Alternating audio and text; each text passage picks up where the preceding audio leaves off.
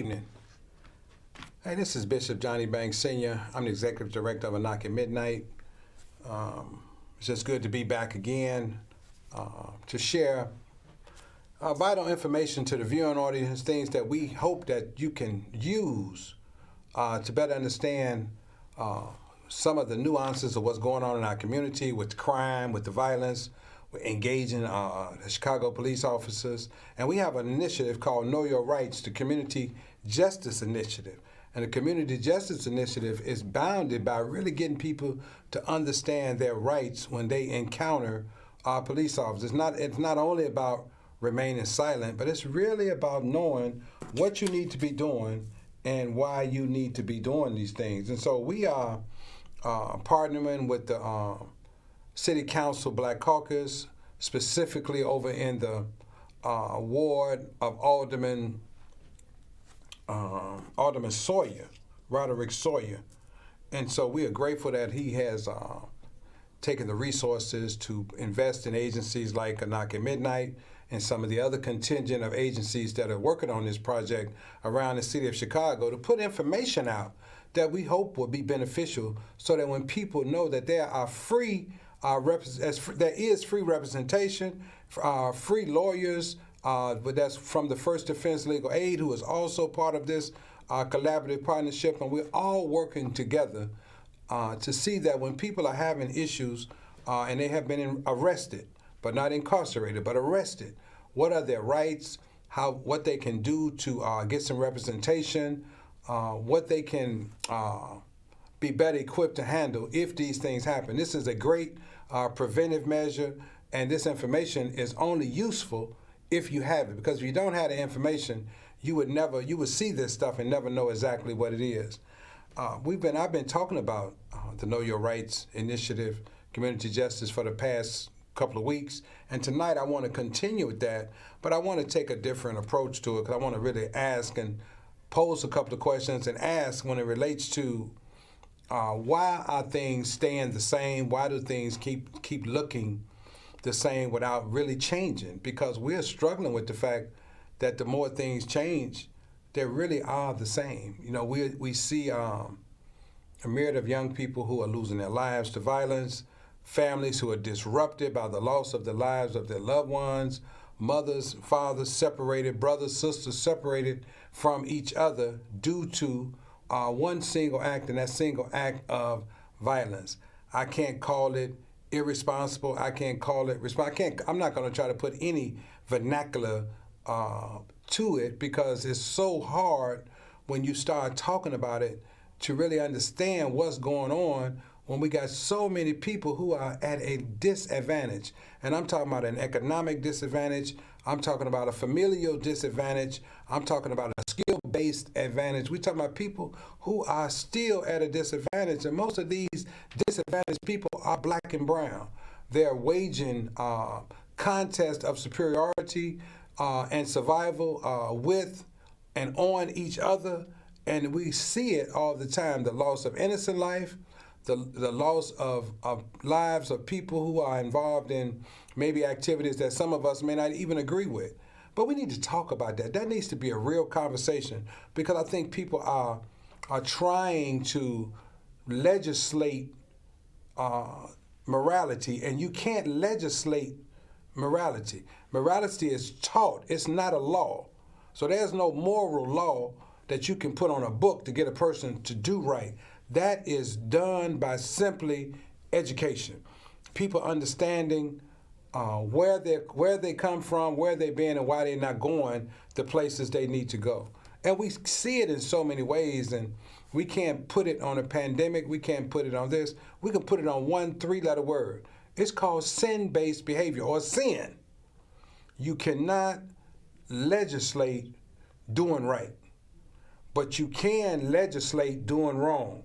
And we see legislation around the legalization of cannabis, the dispensaries that sell it, the legalization of gambling and the gambling houses, the gambling games that are now right at your fingertips. We see the games of chance and the new pyramid schemes that involves bitcoins and NFTs and all of these new dynamics that are just new games from an old base that is designed to relieve people of their wealth, relieve people of their health, relieve people of things that are sacred to them, and then they have to turn to sin to try to have their basic needs met. This is what we're faced with right now. And until we sit down and really, really discuss with my generations, with generations presently running this country, and the generations behind those people, what is it about the haves and the have-nots that keep America strong, that keep America vibrant, that keep America going, but it's only for a select percentage of people? I think we all know the stats, 3% of the people in America own all the wealth. Everybody else is looking to try to figure out how to get in that 3%, but the door is closed on that party or that group of people. They have shut down any opportunity or any possibility that you can be a part of that, because we know this is why the Know Your Rights campaign is so important. This is why the community justice is so important. You can be doing very well, whether you're in Chicago, whether you're in LA, whether you're in New York. Pick a place to be, and you could be doing very well and living the way you want to live, and someone can plant some drugs in your car. Someone can plant a false accusation on you. Someone can say that you have violated or done something that you have not done, and it kills all your hopes of even maintaining everything that you work for. This is the place and the time that we are living, that so many truths that we supposed to have self-evident, they are now fragile realities. And the truth doesn't mean anything in a world that's built on lying and liars. And so we really have to go backwards one more time. And especially, I can't speak for all nationalities and all cultures, but from the small smidgen of understanding I have, the minuteness of my information as it relates to my experience and experience of those people that look like me, and the trouble we have, the problems we have, trying to make it in a system that's designed for you not to make it. Trying to be happy with a little when you're introduced to so much. You know, having to be okay with enough of nothing. Something about that just not right. And so we can say what we want to about the different things and the different games and the different crimes that people are committing, but a lot of those crimes are committed because of what people have. What people don't have, not because of what they have. Again, I'm Bishop Johnny Banks, Senior Executive Director of A Knock at Midnight. A Knock at Midnight is located at 400 West 76th Street in Suite 206. Our number there is 773-488-2960. Feel free to call us anytime. Let us know what we can do to be of support and assistance to you and anything that might be going on with yourself, going on with your children, going on with your family. Family Advocacy Center that we run at our office provides a myriad of services for families who are struggling, families who need a hand up and not a hand out, who wants to get back on track. Well, we help families get back on track, and we try to help them maintain being on track, whether that's through support in the relationship of housing, and support in the relationship of finances they may need. Whatever those family supports are, we provide those supports right at A Knock at Midnight. But let's jump back again, because what I wanted to talk a little bit about, and something that I believe is very important, is the wealth gap in America. And when the wealth gap in America has that deep of a divide, where large segments of the American population are homeless.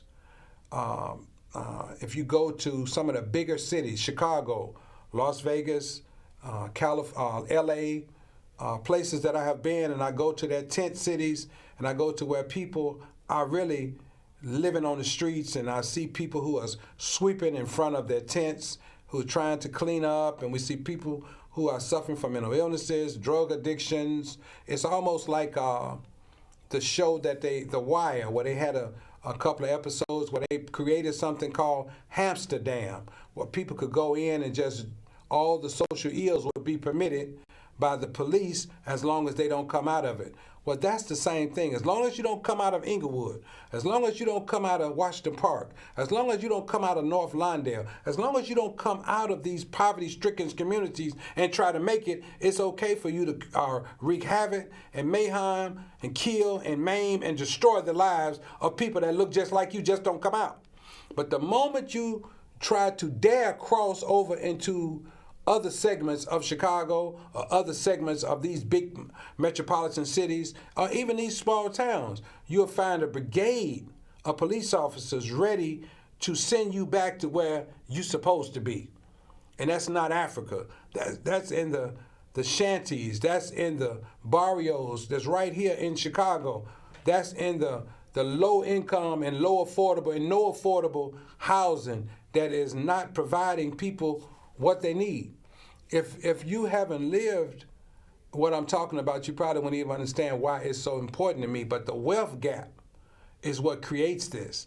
And if the wealthy people just of America, the wealthy people of just Chicago, if they implanted and imparted and seeded more opportunities for people, we could see this thing dissipate in no time. But you can't give a person who's been living off nothing, you can't give them $10,000 and tell them to save it. That doesn't make any sense. You can't give a person who's never had any resources. They try to take those resources and we talk about invest them. Well, you can't invest it. You have to try to flip it. You got to be out of your mind to think you don't give. I have no money. I ain't had no money in a long time.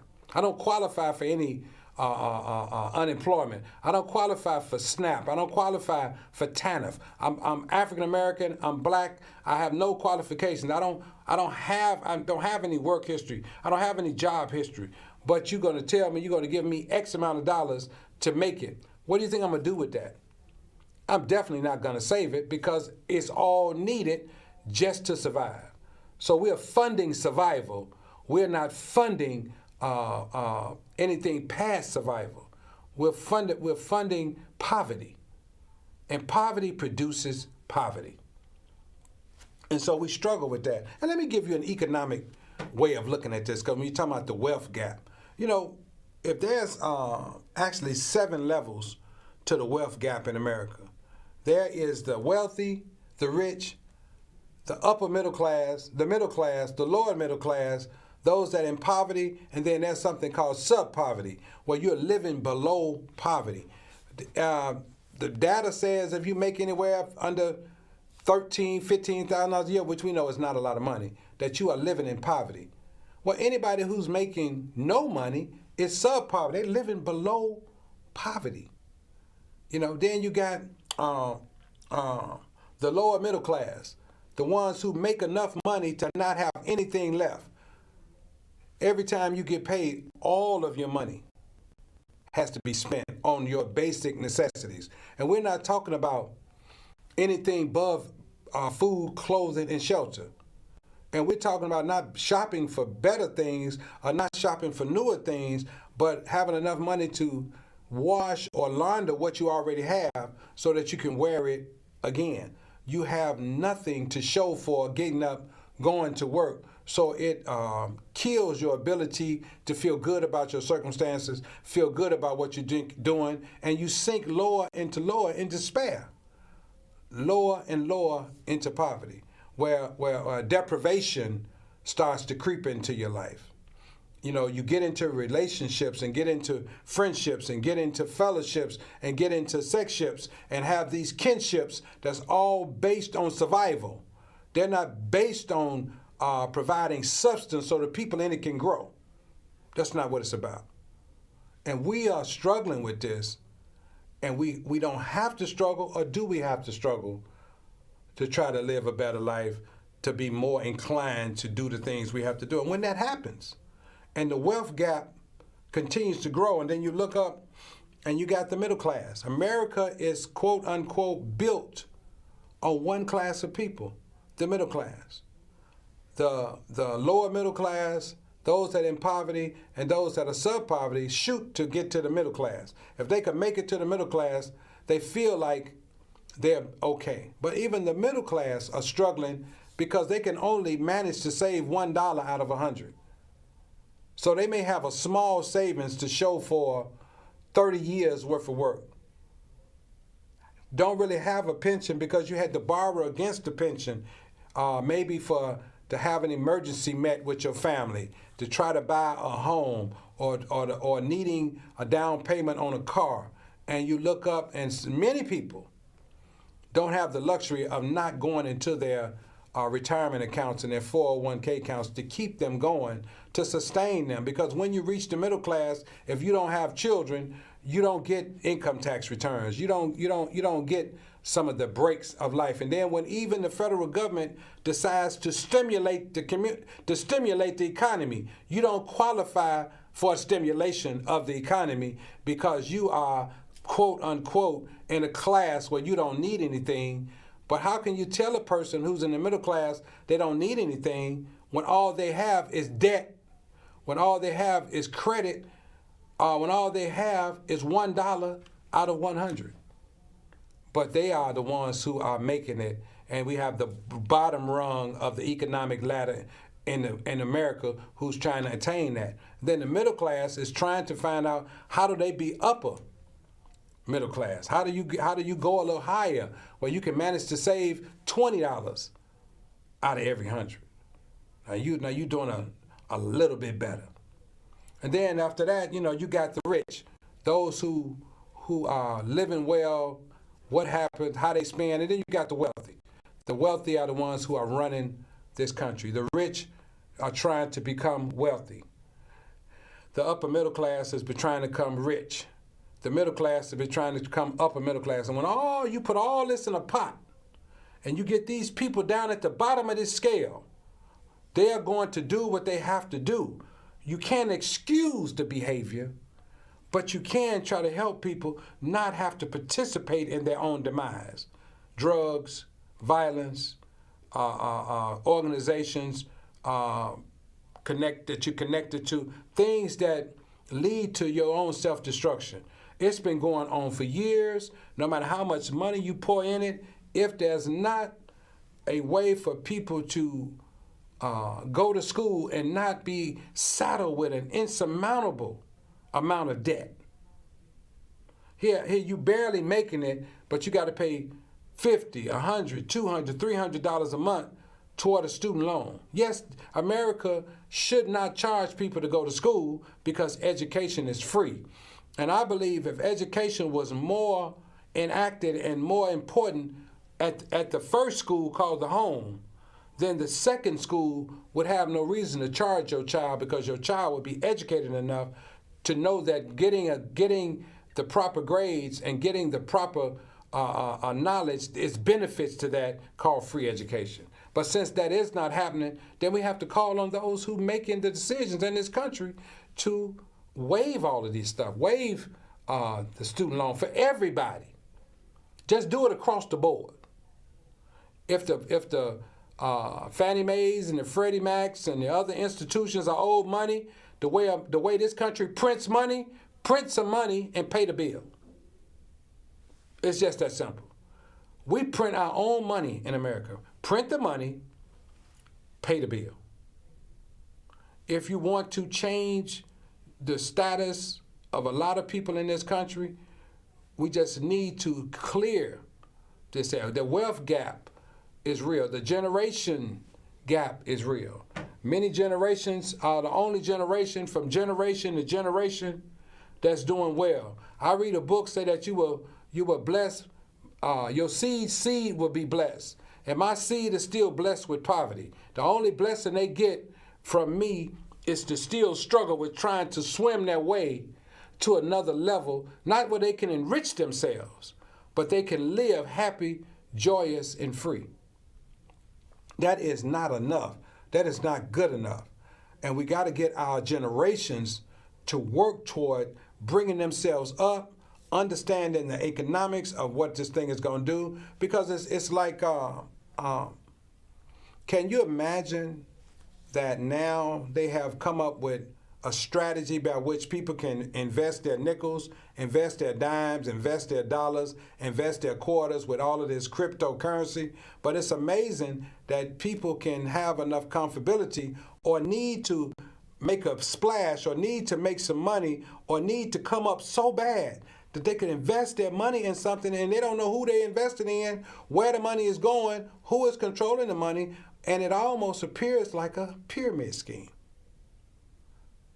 Now, I know many naysayers would say, "Hey, Dad, I'm not being negative, but I would like for people to tell me when you're doing the crypto, whose face is on the company? Who's backing your money so it can't get lost? Who's guaranteeing you that you can get out what you put in, and including the resources that you was able to garner from the investment?" I'm just talking about, how do you do this? How can you invest in something that you really can't see? And we're struggling with that because that's all we can do is play another lottery game. And Bitcoin is a lottery game. Cryptocurrency is a lottery game. Yes, people are making money off it. Don't get me wrong. But I would like someone to tell me, if you know 100 people that's involved, how many of these people you know are actually becoming wealthy from it? Because you put in 5,000 and turn it into 10, that's not wealth. Anybody who's watching this show know that $10,000 goes very, very fast. It does not last that long. It goes very quickly. And so we really are struggling, you all. And when that happens, and people don't understand their rights, and when that happens and their people can't get no justice, then the crime that was kind of waiting to happen, it explodes onto the scene. And all the media can do every day is to report the statistics of who got shot, who killed Snot, what happened on the west side, what happened on the south side. But there is no other news to report because all we report is the lies that things are getting worse. All we report is the lies that there is no way out. There is a way out. You have to put the sin down. You can't smoke your way through it. You can't drink your way through it. You can't dress your way through it. You can't sex your way through it. You can't talk your way through it.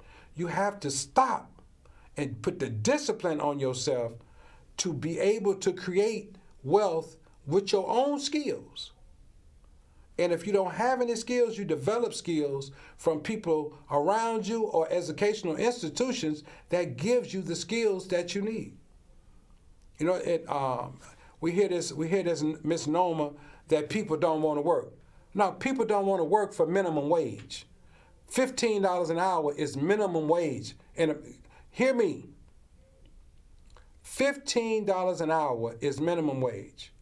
So if you're making $20 an hour, you $5 away from minimum wage, which means you're not doing that well. So, you know, the minimum wage should be about $25 an hour. But you can't convince people who are used to having slaves to free the slaves, because freeing the slaves physically but not freeing them economically is not freedom. And so we have to have economic freedom to physically free ourselves from the bonds and the bondage and the shackles of slavery. It's not enough to sing "We Shall Overcome," but we don't have the income to overcome. We need the income to overcome the things that we've been struggling with. Listen, my name is Bishop Johnny Banks Sr. I'm really talking about the Know Your Rights campaign, the Community Justice Initiative. I'm trying to give a backdrop on why some of the crime is going on. I'm not going to sit here and batter, disrespect people who are struggling, trying to figure out a way to make it. I'm not going to sit around and try to find out what's wrong with people who keep taking chances and taking risks. All you got are chances and risks. There is nothing else that you have. You have to be able to stand strong and say, I'll deal with the circumstances, otherwise I will not be able to eat. Otherwise I will not be able to clothe or feed my children, because we do know that rent keeps going up, electric bills are going up, gas bills are going up, in many parts of the city of Chicago, a gallon of gas is over $6. But salaries are not meeting the demands of this democracy. Our salaries are not escalating the way since March, food has went up 18%. Our salaries have not went up 18%. They keep wanting to give us a 1.5% raise or give you a 3% cost of living adjustment, but the food has got an adjustment of 18%. That's an improper fraction. Something is wrong. And so now, how do you get done the basic things you need to get done? How do you meet basic needs? You know you have a right to life, liberty, and the pursuit of happiness. And everybody can't take the slow road. When you're tired of being broke, you're tired of being poor, you're tired of struggling, you're tired of watching every dime, you're tired of not being able not only to keep up with the Joneses, you can't even watch the Joneses. Something is wrong with our struggle. And the struggle has become a gargantuan struggle, not of survival. It's just a struggle to be okay day to day. This is our struggle. You know, our cause is real. The mayhem, the murder, the violence, the drug use, the drug selling, the games people are playing, the robbery, all of these things, none of it is going to stop if people can't get economic freedom. They're doing the things they're doing, trying to find economic a leveling of economics by which they can make it for a day, by which they can make it through a night. I don't know if I'm making any sense to anybody today. I pray that what I'm saying, that people can sit back and think about some of the things I'm saying, because you can't pour money onto violence prevention. You have to deal with the sin that's creating the violence. You can't pour money on drugs. You got to deal with the influx and meet the drugs where they are. You know, because if anybody can convince me with all the satellite technology that we have in America, with all the technology that we have around the world, there's some people from South America that everybody know where they are, what they do, and where it come from. If you're trying to convince me that you can't stop that influx, then we need to know that something is wrong with our thinking. Something is wrong. If nobody, you can't convince me that poverty can't be eradicated. I believe it can. I know it can. But people have to not have economic parity. The poor with the poor. People have to have economic freedom and economic impartation, so that they can be what they want to be. So they can create opportunities for themselves.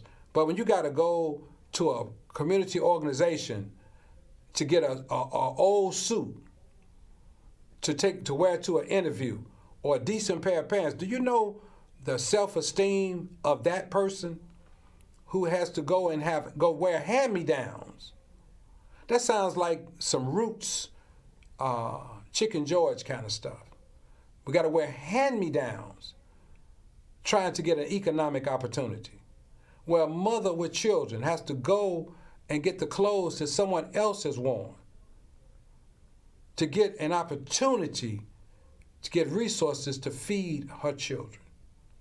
And then we have naysayers who sit back and say she got a job, she does no longer qualify for EBT, or she no longer qualifies for the benefits of this country, but she has become a taxpayer, but she don't qualify. See, something is wrong with this system. Because you pay taxes, and you paying taxes on a small amount of money. I'll say this again, and people, please hear me. This is not being negative. This is trying to keep a conversation civil, where it's not disrespectful.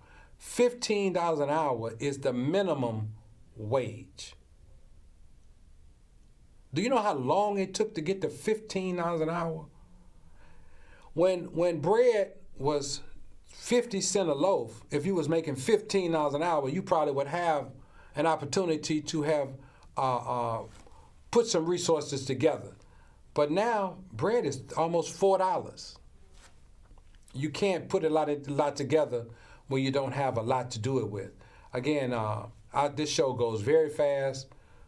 We've talked about a lot this evening. We've said a lot. I hope something piqued your interest. If you need to talk to me, you could call me at 773-488-2960.